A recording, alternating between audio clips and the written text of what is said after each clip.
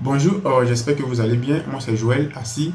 Aujourd'hui, j'ai décidé de réaliser cette vidéo pour vous expliquer comment avoir vos 1000 abonnés sur YouTube en moins d'une année, c'est-à-dire les 12 mois, les conditions de YouTube, et comment il faut faire pour atteindre les 4000 heures de visionnage. Donc, si tu aimes ma vidéo, tu peux t'abonner, activer la cloche de notification pour ne pas rater les prochaines vidéos que je vais mettre en ligne. Donc, voilà l'idée que je vais vous donner pour avoir vos premiers abonnés, c'est-à-dire vos 1000 abonnés sur YouTube. La première des choses, c'est qu'il faut avoir une niche qui est précise. Voilà, une niche que vous maîtrisez, une niche qui va répondre à un besoin, c'est-à-dire qui va répondre à la personne qui verra votre chaîne. Et s'il est émerveillé parce que vous êtes en train d'expliquer, si vous avez du moins répondu à un besoin, de telle sorte que cette personne puisse s'abonner, activer la cloche et vous laisser un commentaire. Donc, vous devez maîtriser une niche en quelque sorte. Voilà. Donc, le deuxième élément que j'ai voulu aussi ajouter qui peut vous aider, ou soit qui peut vous booster pour avoir vos 1000 abonnés un peu plus rapidement, c'est que vous devez créer une page Facebook et un groupe Facebook. Bon, quand je dis groupe Facebook, peut-être que les gens ne s'intéressent pas trop au groupe, mais je vais vous expliquer pourquoi il faut créer un groupe Facebook qui va vraiment vous permettre d'aller un peu de l'avant au niveau des abonnés, qui va vous permettre d'atteindre les 1000 abonnés un peu rapidement. Voilà.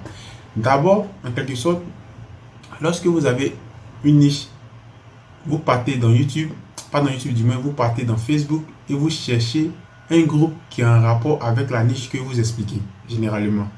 Et vous allez réaliser des publications dans des groupes lorsque vous allez trouver ce groupe-là. Mais généralement, là-bas, vous êtes limité parce que vous n'êtes pas administrateur de ce groupe. Donc, automatiquement, si vous faites trop de publications, vous allez voir que vous serez bloqué. Ça fait un. Et vous allez voir que vous êtes obligé d'attendre quelques jours encore pour pouvoir réaliser des publications dans ces groupes. Ça fait deux. Donc, c'est quelque chose qui n'est pas déjà bon. Publier dans ces groupes, c'est bon, mais c'est limité. C'est dans ce sens-là que vous devez créer un groupe propre à vous. Et là, vous êtes du moins l'administrateur de ce groupe. Et pourquoi, comme je le disais au début, créer un groupe et une page? La page va vous permettre d'avoir des abonnés. Le groupe va vous permettre d'avoir des abonnés. Mais la page, votre taux de visibilité est faible au niveau de la page. Pourtant, dans le groupe, votre taux de visibilité est élevé. Donc, lorsque vous créez un groupe, par exemple, moi je parle de logiciels d'architecture. Donc, je vais parler des logiciels d'architecture, je vais parler de tout ce qui est en rapport avec le génie civil. Donc, les gens qui viendront dans mon groupe, ce sont des gens qui sont susceptibles de parler aussi du génie civil. Voilà. Donc, lorsque vous créez votre groupe, nouvellement, le groupe ne va pas du moins prendre forme rapidement. Donc, ça va dépendre de votre persévérance. Vous devez publier aussi votre groupe dans d'autres groupes qui parlent de la même niche. Au fur et à mesure, les gens viendront, les gens viendront. Vous devez réaliser aussi des questions, vous devez poser aussi des questions à votre communauté. Par exemple, moi, je suis dans la construction. Donc, il y a une petite rivalité entre architectes et ingénieurs. Les ingénieurs ont tendance à dire que les architectes ne font rien, ils ne font que dessiner et eux, ils passent beaucoup leur temps au chantier. Donc, généralement, je peux lancer un truc comme ça dans mon groupe. Pour vous, entre un ingénieur et un architecte, qui est le meilleur? Vous allez voir qu'automatiquement, il y aura vraiment beaucoup de personnes qui vont commencer à commenter. Genre, il y aura vraiment de l'ambiance dans le groupe, un engagement, chacun donne son idée. Et quand Facebook voit ça, Facebook va commencer à mettre votre groupe en avant. C'est-à-dire, Facebook va proposer votre groupe à d'autres personnes qui pratiquent la même thématique que vous. Au fur et à mesure, vous allez voir que votre groupe va grossir. Donc, lorsque vous voyez que votre groupe grossit, vous pouvez maintenant envoyer vos liens. Puisque vous êtes administrateur, personne ne peut vous bloquer. Si une personne parle mal dans le groupe, c'est à vous de le supprimer. Vous pouvez maintenant envoyer vos liens, c'est-à-dire le lien de votre page Facebook ou bien de votre groupe Facebook, le lien aussi de votre page YouTube. Vous envoyez dans votre groupe et au fur et à mesure, vous expliquez ce que vous faites. Il y a des gens qui vont venir liker. Vous pouvez les laisser. Il y a des gens souvent qui vont vous laisser des commentaires. Vous pouvez leur laisser vos liens, c'est-à-dire le lien de votre chaîne YouTube. Au fur et à mesure, vous allez voir que ces gens-là partiront vers vos chaînes et voir ce que vous êtes en train de faire. Donc, c'est comme ça que j'ai placé une stratégie et aujourd'hui qui m'a permis d'avoir mes 1000 abonnés en moins de 4 mois. 4, je dirais même 5 mois. Donc, j'ai été persévérant. J'ai créé un groupe et une page. Après, j'ai associé les deux, c'est-à-dire le groupe et la page. Et maintenant, j'apporte maintenant mon lien dans mon groupe de telle sorte que les gens qui vont aimer, les gens qui vont liker, les gens qui vont me poser des questions, souvent vous allez voir que tellement l'audience commence à grossir, il y a des gens qui vont vous envoyer des messages en privé. Voilà, donc c'est comme ça que votre groupe va commencer à grossir et votre chaîne aussi va commencer à grossir. Donc ça, c'était une des stratégies clés qui m'ont permis aussi d'atteindre mes 1000 premiers abonnés.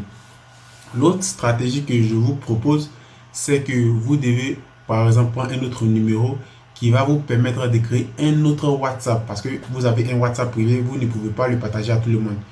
Et dans votre thème, vous pouvez former aussi une petite communauté, c'est-à-dire vous pouvez former un groupe avec un groupe de personnes dans lequel tu peux laisser tes liens, vous pouvez échanger, pour vous donner des idées. Donc à chaque fois que tu vas faire ça, ou bien à chaque fois que tu vas envoyer cette communauté dans un groupe WhatsApp des gens sérieux, tu vas voir que lorsque tu publies une vidéo, il y a des gens qui sont susceptibles de regarder ta vidéo. Il y a des gens aussi qui vont s'abonner à ta page. Et au fur et à mesure, lorsque quelqu'un, une personne te pose une question, il faut lui répondre. De telle sorte que cette personne doit être satisfaite de la réponse que tu lui as donnée. Et c'est comme ça que les gens s'abonnent sur des pages. Donc, tu dois être constant. Tu ne dois pas faire comme des personnes qui publient une fois par semaine. Pourquoi je dis ça? Parce que toi, tu es un nouveau YouTuber. Toi, tu n'es pas un ancien YouTuber. Les YouTubers qui publient une fois par semaine, généralement, ils ont déjà de grosses audiences. Voilà.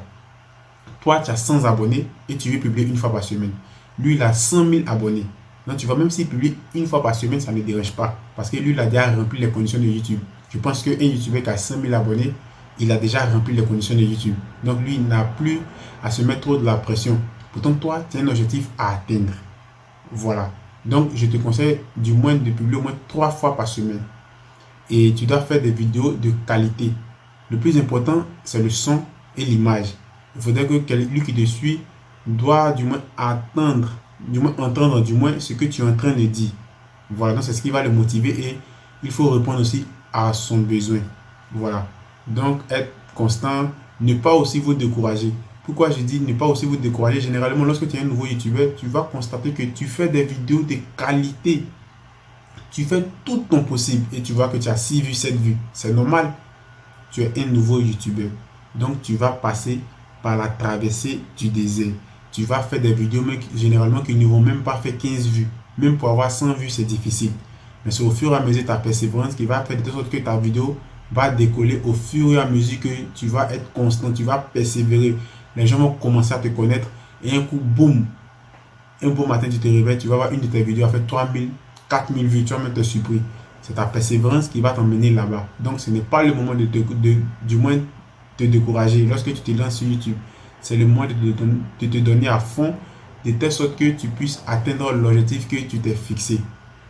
Donc maintenant, je vais vous expliquer comment il faut avoir les 4000 heures de visionnage. C'est très très facile. Une technique, une stratégie qui va vraiment vous aider. Généralement, vous avez des frères, vous avez des amis. Vos frères, vos amis ont des comptes mail. Voilà, généralement. Donc, voilà ma stratégie que moi j'ai appliquée pour atteindre les 4000 heures de visionnage en une année. En moins d'une année du moins. C'est que mon frère m'a donné une stratégie et après j'ai analysé, j'ai vu que c'était l'une des meilleures stratégies. Donc, j'ai décidé de partager cette stratégie-là avec vous. Mon frère a un PC, ma soeur a un PC, moi j'ai un PC et mon petit frère a un PC. Et j'ai un ami à un PC, un ami aussi à moi du moins a un PC. Donc, ça fait 4 PC. Voilà, donc 4 PC ou 5 PC signifie que ça fait 5 mails. Et vous devez prendre des mails qui travaillent depuis longtemps. C'est-à-dire des mails qui datent de une année, 6 mois, mais pas des mails que vous allez créer maintenant et automatiquement vous allez commencer à faire tourner votre vidéo dessus. Non. Donc mon grand frère a un mail propre à lui, ma soeur a un mail aussi propre à elle, mes amis. Donc j'ai eu la stratégie, j'ai dit à mon frère de connecter son mail sur son ordinateur, de telle sorte que lorsque je publie une vidéo, lui il l'ouvre automatiquement sur son ordinateur. Parce que c'est son mail, c'est son poste, voilà. De telle sorte que lorsque je publie une vidéo, ma soeur aussi l'ouvre sur son ordinateur. De telle sorte que lorsque je publie une vidéo, j'ai dit à mon ami de l'ouvrir sur l'ordinateur. Maintenant, j'ai réfléchi, je n'arrivais pas à atteindre les 4000 heures de visionnage avec les vidéos d'architecture que je réalisais. Et quelle est la stratégie que j'ai appliquée? J'ai passé au vidéo gaming. Parce que je me suis dit que c'était la meilleure option, ou bien c'est l'élément par lequel je peux jouer, je peux atteindre facilement 4 heures de jeu, 5 heures de jeu. Donc lorsque j'atteins 4 ou 5 heures de jeu, je monte la vidéo, je baisse la taille de la vidéo et tout. Et lorsque la vidéo est prête, j'envoie le lien de la vidéo à mon frère, à ma soeur, à mon petit frère, à mon ami et à ma nièce. Donc tu vois que j'ai déjà envoyé le lien de la vidéo à 5 personnes et c'est des bons mails. Voilà, ne faites pas aussi des faux comptes. Et c'est des bons mails. Donc, imaginez que je réalise une vidéo de 5 heures de temps. Donc, si tu fais 5 fois 5, vous voyez les heures que déjà j'ai comptabilisées en une seule journée. Donc, imaginez si je fais 5 vidéos de 5 heures, mais 7 vidéos de 5 heures la semaine. Donc, imaginez si je les ouvre avec ces 5 000. En moins d'une semaine, j'ai déjà atteint facilement 200 ou 300 heures de visionnage. Donc, c'est ma stratégie que j'ai appliquée pour pouvoir atteindre les 4000 heures de visionnage en une année. Donc, si tu trouves que ma vidéo t'a plu, tu peux t'abonner, activer la cloche de notification pour ne pas rater les prochaines vidéos que je vais mettre en ligne. Sur ce, je vais vous dire à la prochaine pour une autre vidéo et que Dieu vous bénisse. Ciao.